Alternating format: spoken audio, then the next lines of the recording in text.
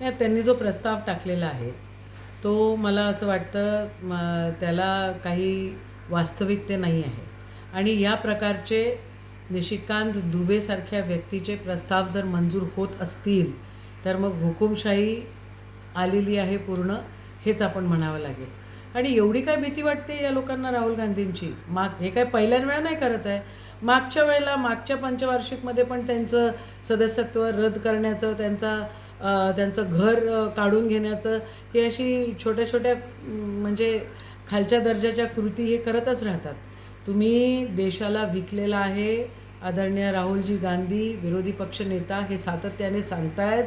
तुम्ही 18% टॅरिफमध्ये त्या ठिकाणी शेतकऱ्यांचं, तुम्ही व्यापाऱ्यांचं, तुम्ही छोट्या व्यापाऱ्यांचं, सगळ्यांचं तुम्ही उद्ध्वस्त करून टाकलेलं आहे इथं आयुष्य. आणि तुम्हाला जर प्रश्न विचारतायत तर तुम्ही सभागृहात येण्यासाठी त्या ठिकाणी तुमच्यामध्ये हिंमत नाही आहे. एकीकडे तुम्ही असं म्हणताय की देश सुरक्षित हातात आहे आणि दुसरीकडे तुम्ही असं म्हणतायत की सभागृहातल्या काँग्रेसच्या महिला तुम्हाला काय चावणार होत्या?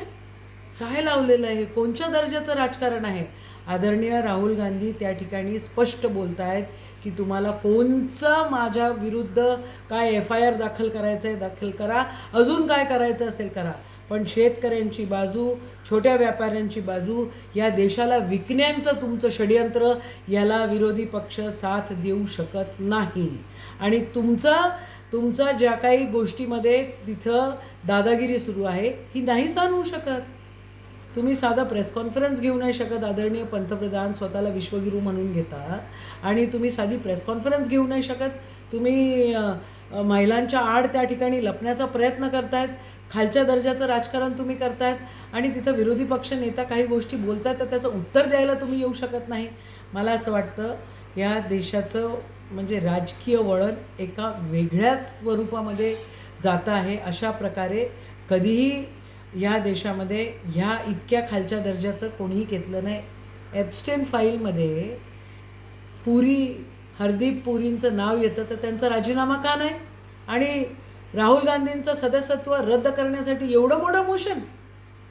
निषेध आहे या सगळ्या गोष्टीचा. यांच्या कार्यालयातील एका अधिकाऱ्यांकडे पैसे सापडले आहेत आणि त्याच्यावर कारवाई काय सांगा? मला काल रात्री मेसेज आला होता की अशा अँटी करप्शनवाल्यांनी तिथं धाड टाकली आणि कोणत्या तरी मंत्र्याच्या ऑफिसमध्ये त्या ठिकाणी सापडलं. आज सकाळी कळलं की ते नरहरी झिरवाळांच्या ऑफिसमध्ये त्या ठिकाणी घडल्या. खरं BJPचं हे षडयंत्र असू शकतं नरहरी झिरवाळांना त्या ठिकाणी बदनाम करण्याचं. पण त्याच्या पलीकडे माझं ठाम मत असं आहे की आत्ता मंत्रालयामध्ये ह्याच गोष्टी सुरू आहे आणि कोणत्याही मंत्रालयामध्ये तुम्ही जा, कोणाच्याही ऑफिसमध्ये जा, टक्केवारीचा हिशोब तिथे आहे. आणि आता तो लोकांसोबत त्याचं त्याचं उघड झालेलं आहे. तर प्रत्येक मंत्र्याच्या ऑफिसमध्ये या गोष्टी मोठ्या प्रमाणामध्ये महाराष्ट्रामध्ये सुरू आहे. टक्केवारीचं सरकार त्या ठिकाणी बसलेलं आहे असंच मी म्हणेन.